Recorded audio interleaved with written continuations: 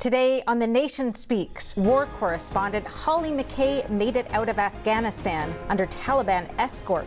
She joins us from Uzbekistan with her incredible story and so much more. In America Q&A, we ask, given what we know now, do you think America was right to leave Afghanistan? Finally, to switch gears entirely, we ask people across the country if they believe the government can monitor everything they do on their smartphones. Hello and welcome to The Nation Speaks. I'm your host, Cindy Drucare. For the next little while, The Nation Speaks has a new format. We will be a 30-minute show, same time, same place, just a little shorter. I hope that's not too disappointing. Today, the focus remains on the tense situation in Afghanistan. August 31st, Tuesday, is the deadline for America to complete its evacuation mission. After that, anything could happen next, truly anything. In the United States, pressure is on the White House to extend that deadline, or thousands of Americans and Afghan allies will be abandoned behind enemy lines. Meanwhile, the Taliban has promised unnamed consequences if troop withdrawal isn't complete. It's hard not to see this as a lose-lose calculation.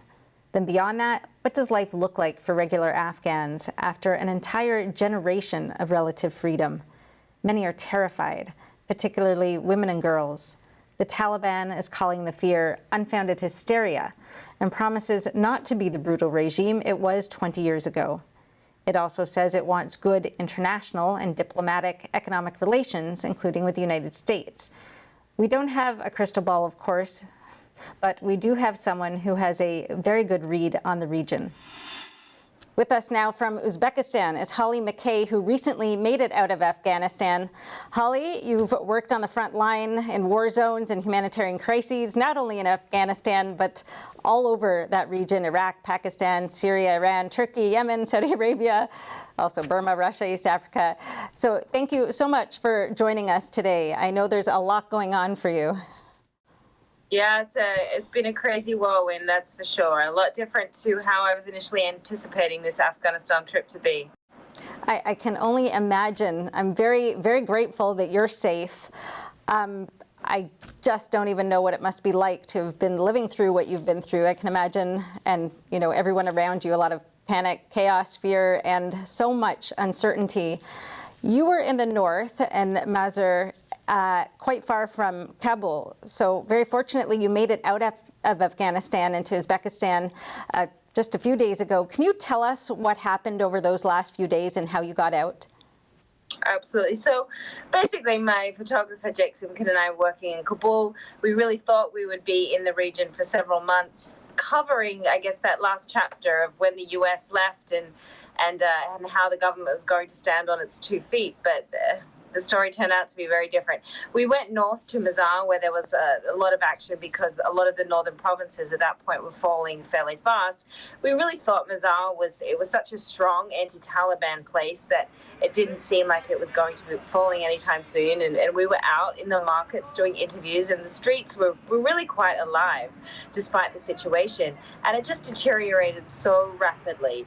It's sort of 1 minute everybody was out and things were just wonderful. The next minute you just started to feel like something was very, very wrong. And you saw people lining up around the banks trying to get money out, and just this spidey sense that we both had. And as we were kind of running back to our hotel just because things felt so off and so quiet, that's when the Taliban were able to come in on motorcycles and really take the city without a shot. And the speed of it was quite dizzying, and there was no way we could have gotten out before that. So it was just a very uncertain time at that point. We were a little unsure really what to expect. Were foreigners going to be targeted? Were journalists going to be targeted? It just wasn't clear completely in the beginning, and it was a very uncertain time because there were no other foreigners around, and the airport had been closed, and we weren't sure, any road we would have taken would have entailed going through multiple Taliban checkpoints. So in the end, really the only viable option was taking the risk in having the Taliban physically escort us and obtaining the permissions from the Uzbek consulate in Mazar and going with the Taliban through those checkpoints through to the north. That just seemed the only logical way out of the city at that point. And in my situation, it was obviously a risk with a reward that the Taliban were trying to be very welcoming to me at the time, and sort of trying to say that they weren't the Taliban that existed 20 years ago. So it was a very interesting experience, to say the least. And I, tried to get the best understanding I could in that period of time of what it is that they were trying to project, and really who they were. And so it was a very interesting experience, to say the least. And I'm curious to see really what's going to happen once the United States does leave and flies that final plane out. And will this Taliban be any different to what it was 20 years ago? That's certainly the question on everyone's mind. I'm absolutely certain everyone who's in Afghanistan and has no way out. So let me ask you, I know I read one of your pieces about a friend who is a women's rights activist. She's determined to stay there. Have you talked to her again recently? Is this still her plan? What kind of space do you think there is for someone like her? And just to, sort of outline things, for a whole generation, women have been able to go to school, become doctors, lawyers, and of course the fear that that's all going to get shut down again. Absolutely, and it's a very genuine fear. And someone like Faria, I've known for many years, and she's been such a force of nature and really just fighting for women all across the country. And it's Afghanistan has been, especially in the rural areas, the levels of domestic violence are just extremely high, and she's been that person championing for prosecutions to happen for women, even those that have been murdered, to make sure that these people are not able to just get away and the impunity exists. So she's been wonderful, and she's absolutely heartbroken and really rightfully angry about what's happened. And she feels very much like the entire international community, and not just the United States, but the United Nations and Europe and everyone else that sort of championed the work she's done, has basically left her to the wolves. And so she's been pretty much, aside from protesting a little bit in the street, really hiding out. She's trying to really just put together in her mind what the next chapter of her fight looks like. But she's very determined that she doesn't want to leave, and she needs to be there to continue this fight. And I mean, God bless her, that what she's going to face is certainly going to be an uphill battle. But I don't think she's alone. I think that over the years that so many Afghan women who have become so accustomed to being able to live the lives that they want to live, and to be the people they want to be, and to get the educations that they want to get, and they fought so hard for that, they are not willing to just let that go in the blink of an eye, and they're really willing to put their lives on the line. And to me, that's just absolutely extraordinary.